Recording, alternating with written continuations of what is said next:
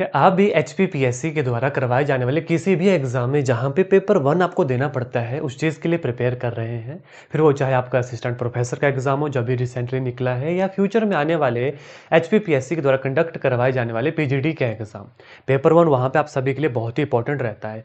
तो जैसा कि आप सभी जानते हैं, यह सीरीज आपके लिए चलाई गई है जिसमें इस क्लास में आज हम डिस्कस करेंगे हिंदी का प्रीवियस ईयर क्वेश्चन। भैया आज ये बताना हमको इसलिए जरूरी था क्योंकि हम टॉपिक वाइज डिस्कस कर रहे हैं और ये आपके सारे टॉपिक हैं। लेकिन आज की इस क्लास में मैं आपको ये भी बताना चाहता हूँ कि भाई पीवाईक्यू में ना टॉपिक के बाहर से भी क्वेश्चन पूछे गए हैं, तो इसके अलावा और टॉपिक भी आपको पढ़ने पड़ेंगे। सिर्फ अगर आप भाषा के रूप, लिपि, वर्ण, व्यंजन, पर्यायवाची शब्द, विलोमार्थी, उपसर्ग, संज्ञा, सर्वनाम, विशेषण, क्रिया और मुहावरे पढ़ोगे तो बात नहीं बनेगी। इसके साथ कुछ और टॉपिक भी आपको पढ़ना पड़ेंगे। इसलिए इन टॉपिक्स के बीच में आज मैं एक पीवाईक्यू आपके लिए लेकर आया हूं। यह पीवाईक्यू ना आपके लिए आई ओपनिंग रहेगा कि सिर्फ इन्हीं टॉपिक के ऊपर स्टिक नहीं रहना है। जैसा कि मैंने उपसर्ग आपको लास्ट टॉपिक करवाया था और उपसर्ग के साथ साथ मैंने प्रत्यय भी करवाई थी, तो वही पीवाईक्यू में प्रत्यय के ऊपर भी क्वेश्चन पूछे गए हैं। जो मैंने क्वेश्चन करवाया था ना, कृत कि कौन से प्रत्यय है, कृदंत, याद करो, धातु के अंत में लगने वाली कृत प्रत्यय, वो वाले क्वेश्चन पूछे गए थे। तो इस सेशन को जरूर देखिएगा भाई। आज मैं सिर्फ 10 पीवाईक्यू क्वेश्चन करवाऊंगा क्योंकि हिंदी के पोर्शन में 10 क्वेश्चन आते हैं। फिर देखिएगा कि कितने क्वेश्चन इन टॉपिक से हैं और कितने क्वेश्चन बाहर से हैं। तो पहले एक ओवरव्यू आपको बता दूं भाई। देखो, इससे पहले हम अपने चैनल के माध्यम से लिपि, वर्ण, भाषा, व्यंजन को अच्छे से डिस्कस कर चुके हैं। आफ्टर दैट हमने उपसर्ग, प्रत्यय के बारे में पढ़ लिया है। इस क्लास के बाद मैं आपके लिए संज्ञा, सर्वनाम, विशेषण लेकर आऊंगा और आफ्टर दैट मैं आपके लिए समास लेकर आऊंगा, अलंकार लेकर आऊंगा, कारक लेकर आऊंगा, क्योंकि वहीं से एग्जाम में भाई क्वेश्चन बन रहे हैं। जितने मैंने पीवाईक्यू एनालाइज किए सबसे ज्यादा क्वेश्चन बनते हैं सर्वनाम, संज्ञा, विशेषण से। उसके बाद बन रहे हैं अलंकार से, कारक से और समास से। हर पेपर में क्वेश्चन है। तो इन सभी टॉपिक को हम वन बाय वन डिस्कस करेंगे। अगर आप चैनल के ऊपर नए हैं, चैनल को सब्सक्राइब कर लीजिएगा। नमस्कार दोस्तों, मेरा नाम नितेश भारद्वाज है और आप सभी पॉजिटिव अप्रोच एकेडमी के एस्पायरेंट्स हैं। तो चलिए बिना वक्त गवाए आज की इस आई ओपनिंग क्लास को शुरू करते हैं, जिसमें मैं प्रीवियस ईयर क्वेश्चन करवाऊंगा जो 2024 में हुए थे। भाई एचपीपीएससी ने पेपर वन कंडक्ट करवाया था। सिलेबस यही था लेकिन इसके बाहर से भी क्वेश्चन पूछे गए थे, क्योंकि ये ना इंटरलिंक्ड रहते हैं, एक दूसरे के साथ कनेक्टेड रहते हैं। तो फिर आप इसको चैलेंज नहीं कर सकते कि आपने कहा नहीं था। तो वो टॉपिक के नाम मैं आपको बताऊंगा। पहले इस क्वेश्चन को देख लेते हैं, बहुत डिटेल से नहीं जाऊंगा। डिटेल से मैं आपको टॉपिक वाइज जब करवा रहा हूं वहां पे ही डिटेल से बताऊंगा।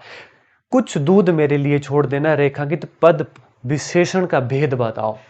ये पूरा टॉपिक एक 20 से 25 मिनट की क्लास में आपको करवाऊंगा, लेकिन कुछ आज जब पीवाईक्यू करवा रहा हूं तो इसका आंसर बताना जरूरी है। अभी कुछ दूध मेरे लिए छोड़ दो। अब दूध ऐसी क्वांटिटी है जिसको नापा तोला जा सकता है, तो उसका मतलब होता है परिणाम, परिणामवाचक। That is option number C यहां पे हमारा सही जवाब होगा। संख्यावाचक होता तो भाई वहां पे काउंटिंग होती, गुणवाचक होता तो वो कोई ना कोई विशेषता, गुण उसका बताता।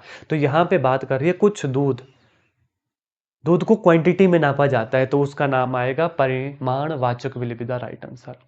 इससे भी डीप मैं पढ़ाऊंगा क्योंकि पूरी एक क्लास लूंगा संज्ञा की, पूरी एक क्लास लूंगा सर्वनाम की बच्चों, पूरी एक क्लास लूंगा मैं विशेषण की, ध्यान रखना। आगे चलो। नौकरानी के हाथ से चम्मच गिर गई, रेखांकित परसर्ग किस कारक का है? नौकरानी के हाथ से, कर्ता ने कर्म को कर्ण से, बहुत सारे बच्चे कर्ण से लगा देंगे और गलत हो जाएगा। तो ये ट्रिक अभी बताऊंगा, पूरी एक क्लास लूंगा कारक कारक के ऊपर। कर्ता ने कर्म को कर्ण से, संप्रदान के लिए अपादान से, अपादान से भी होता है। अब किसको सही माने, अपादान को या कर्ण को? तो इसका जो सबसे पहले सही जवाब मैं आपको बता दूं, दैट इज हमारा ऑप्शन नंबर बी। कैसे? अपादान से। कर्ता ने कर्म को कर्ण से, अपादान, अपादान जब भी आता है वहां पे पृथ्वीकरण का बोध होता है, वहां पे एक से दूसरे से दूर जाने का बोध होता है, सेपरेशन का बोध होता है, तो वहां पे अपदान से लगता है। अगर कभी देखो नौकरानी के हाथ से चम्मच गिर गया, भाई छूट गया, पृथ्वीकरण हो गया, अलग हो रहा है, वो दूर जा रहा है वो, तो उस केस में फिर अपदान आता है, ना कि कर्ण से आता है। ये याद रखना। ये मैं बड़ी डिटेल से बताऊंगा बच्चों, आपको भी बड़ी डिटेल से बताऊंगा और शॉर्टकट्स भी बताऊंगा। ठीक है, आज तो मैं जस्ट पीवाईक्यू आपको इसलिए करवा रहा हूं कि आपको ये पता लग जाए कि भाई एक्स्ट्रा क्वेश्चन कहां से बन रहा है। तो ये देखो, एक क्वेश्चन ये आ गया, किस रेखे का परसर्ग है? तो प्रॉपर कारक हम पढ़ेंगे। तो पहला टॉपिक एक्स्ट्रा जो हम पढ़ेंगे, कारक। कारक मतलब वही कर्ता ने कर्म को करण से संप्रदान के लिए अपदान से जुदाई संबंध का के अधिकरण में पर संबोधन है अरे ओ, ये वाला बहुत आसान है। बस कुछ एक जगह से क्वेश्चन बनते हैं, जैसे ये भाई चम्मच गिर गई, बहुत सारे बच्चे कर्ता ने कर्म को कर्ण से कर देते, कर्ण से कर्ण कारक, वो गलत हो जाता। जब भी पृथ्वीकरण का बोध होता है तो अपादान से चलता है। तो ये सारी चीजें बड़ी डिटेल से बताऊंगा और 20-22 मिनट का एक टॉपिक होगा और डेली यह क्लास लगती रहेगी आपकी। आगे चलो भाई, और पीडीएफ आप जानते ही है मैं फ्री ऑफ कॉस्ट प्रोवाइड करवा रहा हूँ भाई, अवेलेबल टेलीग्राम पे। नेक्स्ट क्वेश्चन पढ़ो। लौह पुरुष ने सभी देशी रियासतों के एकीकरण को संभव बनाया। रेखांकित पद पर संज्ञा का भेद देखो, संज्ञा टॉपिक है, संज्ञा सर्वनाम विशेषण हर बार क्वेश्चन आता है। लौह पुरुष, भाई देखो लौह पुरुष हमें एक उपाधि के बारे में बता रहे हैं, लेकिन लौह पुरुष सिर्फ एक ही इंसान को कहा जाता है, सरदार वल्लभ भाई पटेल को। अगर उन्हें ही कहा जाता है, किसी और को लौह पुरुष नहीं कहा जाता, तो यह व्यक्तिवाचक संज्ञा हो गई। दैट इज हमारा ऑप्शन नंबर बी। बहुत डिटेल से नहीं बता रहा हूं क्योंकि डिटेल से मैं प्रॉपर टॉपिक में बताऊंगा। ये पीवाई क्यों आज करवाना इसलिए जरूरी था क्योंकि मुझे आपको बताने के एक्स्ट्रा टॉपिक भी आ रहे हैं भाई। निम्नलिखित में से कौन सा युग्म भाववाचक संज्ञा नहीं है? दूसरा क्वेश्चन भाई, संज्ञा का जिसमें भाव नहीं है, भाववाचक नहीं है, जैसे वृद्ध वार्धक्य, ठीक है, वृद्ध का बुढ़ापा वार्धक्य भाई भाववाचक है। विधवा वैधव्य भाववाचक है। सुहृद सौहार्द भाववाचक है। कुटुंब परिवार, कुटुंबजन, परिवार के बाद आ गया कुटुंबजन, परिवार फिर आ गया परिवार के सदस्य, जो कि भाववाचक नहीं है भाई। तो option number D will be the सही जवाब फॉर दिस क्वेश्चन। इसमें डी हमारा सही जवाब। कुटुंब परिवार हो गया, कुटुंबजन परिवार के सदस्य हो गए। तो जैसे यहाँ पे था वृद्ध बूढ़ा बुढ़ापा, वृद्ध वार्धक्य, ये भाववाचक था, लेकिन बाकी किसी में और में भाववाचक नहीं है, सिर्फ ऑप्शन नंबर डी में भाववाचक नहीं है। पहले आया परिवार फिर आ गया परिवार के सदस्य, तो option number D will be the सही जवाब for this question. I hope ये 4 क्वेश्चन आपने अच्छे से देख लिए। नेक्स्ट 4 के ऊपर आपको लेकर जाऊंगा। देखो बिल्ली का पुलिंग, ये तो चलो भैया ये लग भी जाता है पता। बिल्ली का पुलिंग रूप क्या है? बिल्ला, बिलाव, बिलौटा और उद बिलाव। तो इसका जो पुलिंग शब्द होता है वो होता है ऑप्शन नंबर बी, बिलाव। ये तो मुझे लगता है मैक्सिमम सभी बच्चों को मतलब इसका आइडिया लग जाएगा। बिल्ला, बिल्ला तो हम लोकल भाषा में बोल देते हैं भी बिल्ला आया, है ना। नेक्स्ट, इस पुस्तक को देखो, यह कितनी उपयोगी है? रेखांकित पद में सर्वनाम का प्रकार, संज्ञा सर्वनाम विशेषण से कन्फर्म्ड क्वेश्चन है, कन्फर्म। इस पुस्तक को देखो, यह कितनी उपयोगी है। इस पुस्तक को देखो, इस पुस्तक को देखो भाई, जो पास में रखी गई है निश्चित है वो। अनिश्चयवाचक, निश्चयवाचक, संबंधवाचक, निजवाचक। अनिश्चयवाचक तो होता है कि कोई आ गया हमें नहीं पता कौन कहाँ है। निजवाचक जिसमें निजता का बोध होता है। संबंधवाचक जिसमें संबंध हमें पता चले। यह निश्चयवाचक। क्यों हुआ निश्चयवाचक बच्चों? क्योंकि इस पुस्तक को देखो यह कितनी उपयोगी है। इस पुस्तक का मतलब है, जैसे आपने अपने दोस्त को बोला कि भाई इस पुस्तक को देख, आपने अपने दोस्त को बोला इस नीतीश के चैनल को देख, पोस्ट अप्रोच अकेडमी को, यहाँ पे बहुत अच्छा पढ़ाया जाता है, आपके पेपर 1 के लिए उपयोगी है। निश्चय कहा आपने कि आपके पास है, टाइप करो सर्च करो मिल जाएगा, निश्चित है वो बात, निश्चय है। इस पुस्तक को देखो मतलब इसी पुस्तक को देखो, इसलिए ऑप्शन नंबर बी निश्चयवाचक। ऐसे शॉर्टकट ट्रिक्स बताऊंगा। 10 दिनों की बात है, 10 दिनों में सारे टॉपिक्स खत्म हो जाएंगे हिंदी के, फिर उसके बाद प्रैक्टिस ही प्रैक्टिस होगी। भारत रत्न समस्त पद किस समास का उदाहरण है? भाई हर पेपर में मैंने जितने भी इनके एग्जाम देखे पेपर 1 को लेकर, कारक से क्वेश्चन बना है, समास से क्वेश्चन बना हुआ है, और ये इन्होंने लिखा नहीं है, ये क्वेश्चन आ रहे हैं।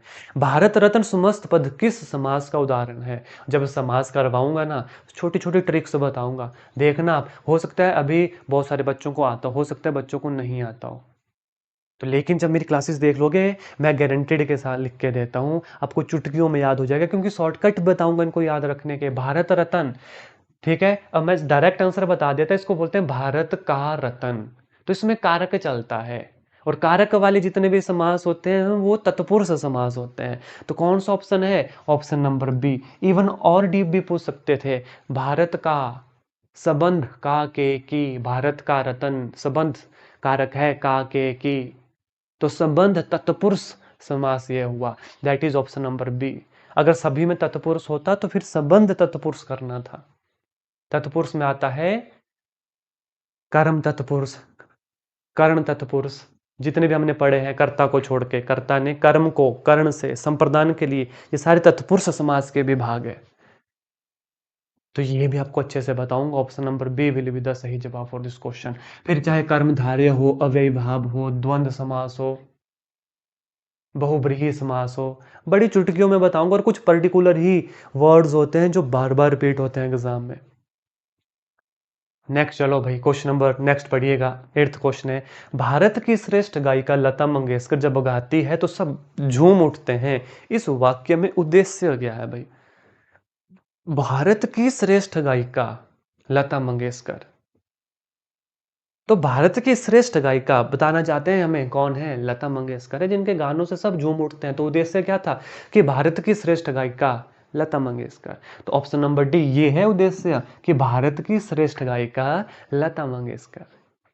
नेक्स्ट क्वेश्चन, ओह कितना गुप्त अंधेरा है, अर्थ की दृष्टि से वाक्य का प्रकार ओह कहां लगता है? साइन ऑफ एक्सप्लेनेशन, विस्मयादि बोधक चिन्ह। तो सीधा option number C will be the right answer for this question भाई। तो वाक्य भी आपसे पूछे जा रहे हैं भाई, है ना? तीसरे नंबर पे वाक्य। और ये सिर्फ बच्चों एक ही इसकी बात नहीं है, बहुत सारी जगह पे मैक्सिमम मैंने 10-11 पीवाईक्यू एनालाइज किए, सभी जगह इसी यही पैटर्न एक रिपीट हो रहा है भाई। समास से क्वेश्चन बन रहे हैं, कारक से बन रहे हैं, वाक्य से बन रहे हैं, और इसके साथ साथ जो लिखे हुए हैं आपके टॉपिक, लेकिन मैं बता देता हूं सबसे ज्यादा क्वेश्चन जो बन रहे हैं, संज्ञा से क्वेश्चन बन रहा है, सर्वनाम से क्वेश्चन बन रहा है, विशेषण से क्वेश्चन बन रहा है, ठीक है? और कई बार उपसर्ग और प्रत्यय से भी, उपसर्ग प्रत्यय, और ये वाला टॉपिक हम ऑलरेडी कर चुके हैं। और कई बार जो हमने वर्णमाला पढ़ा है वहां से भी क्वेश्चन बना है, लेकिन उतना ज्यादा नहीं बना है जितना इन पर्टिकुलर टॉपिक से बना हुआ है भाई। इनसे सबसे ज्यादा वर्णमाला से भी क्वेश्चन आया है, लेकिन सबसे ज्यादा आ रहा है ये जो मैंने आपके सामने लिखे। इसके अलावा पर्यायवाची आ जाएगा, एक मुहावरा आ जाएगा आपको, लेकिन ये वाले टॉपिक नहीं छोड़ने हैं, और आने वाली क्लासेस में मैं ये टॉपिक करवाऊंगा।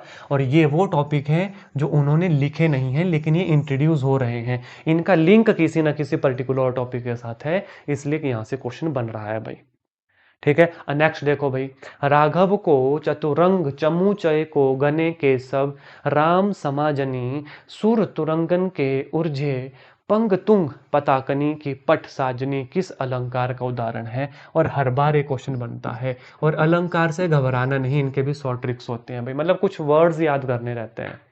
अब जैसे ये है अलंकार, इसका जो सही जवाब होगा वो होगा option number B, that is अतिशयोक्ति। जब आप इस लाइन को अच्छे से पढ़ोगे तो यहाँ पे ना अतिशयोक्ति का मतलब होता है कि किसी पर्टिकुलर चीज का बढ़ा चढ़ा के वर्णन करना, बढ़ा चढ़ा के वर्णन किया जाता है।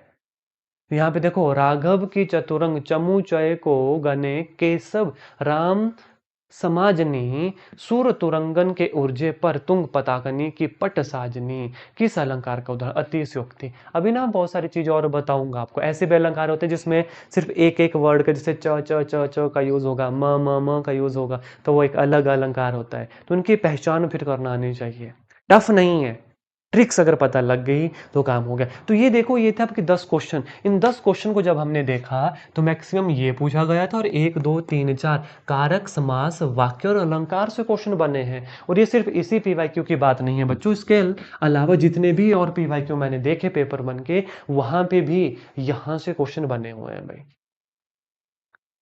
ठीक है, तो आज टॉपिक्स के बीच अपना इस पीवाईक्यू को करवाने का आपको यही मतलब था कि ये टॉपिक भी हमने कवर करने हैं। क्या आप चाहते हैं इन्हें टॉपिक को कवर किया जाए? तो आज ही कमेंट में लिखिएगा कवर दीज टॉपिक आल्सो। तो बहुत जल्द इन सभी टॉपिक को खत्म करने के बाद फिर इसके ऊपर हम स्विच करेंगे, लेकिन कमेंट मुझे जरूर चाहिए भाई। और जब ये सारे टॉपिक 10 से 12 दिनों में हमारे खत्म हो जाएंगे, आफ्टर दैट हम फिर प्रैक्टिस ही प्रैक्टिस करेंगे। फिर सारे पीवाईक्यू जितने भी हुए इससे पहले, एचपीपीएससी ने पेपर 1 जितने भी लिए, सबके पीवाईक्यू आपको यहाँ पे करवाऊंगा भाई, फिर डिटेल्ड एक्सप्लेनेशन के साथ करवाऊंगा। आज तो मैंने डायरेक्ट शॉर्टकट आपको करवा दिया, लेकिन डिटेल एक्सप्लेनेशन के साथ फिर इन पीवाईक्यू को करवाऊंगा आपको। क्लियर हुआ कि हमें और साथ में क्या क्या पढ़ना है? तो आज के सेशन में इतना ही, मिलूंगा आपसे आपकी नेक्स्ट क्लास में, जिसमें हम इनमें से कोई एक टॉपिक अब नेक्स्ट हम लेंगे। क्योंकि आप देखिएगा भाई, जब इन्होंने यहाँ पे सिलेबस लिखा है तो आप देखो, संज्ञा, सर्वनाम, विशेषण, क्रिया, मुहावरे, विलोमार्थी, पर्यायवाची लिखा हुआ है, लेकिन समास नहीं लिखा है, वाक्य, अलंकार, कारक नहीं लिखा हुआ है। तो इनका ना डायरेक्टली और इनडायरेक्टली लिंक होते हैं इन पर्टिकुलर टॉपिक के साथ, इसलिए यहां से क्वेश्चन फिर पुट हो जाते हैं भाई। ठीक है, तो चलो आज के सेशन में इतना ही। जरूर कमेंट कीजिएगा कि कवर दिस टॉपिक आल्सो, तो जल्द से जल्द इनका सभी टॉपिक्स को खत्म करने के बाद इन एक्स्ट्रा टॉपिक्स को लेकर आऊंगा। धन्यवाद। जय हिंद, जय भारत।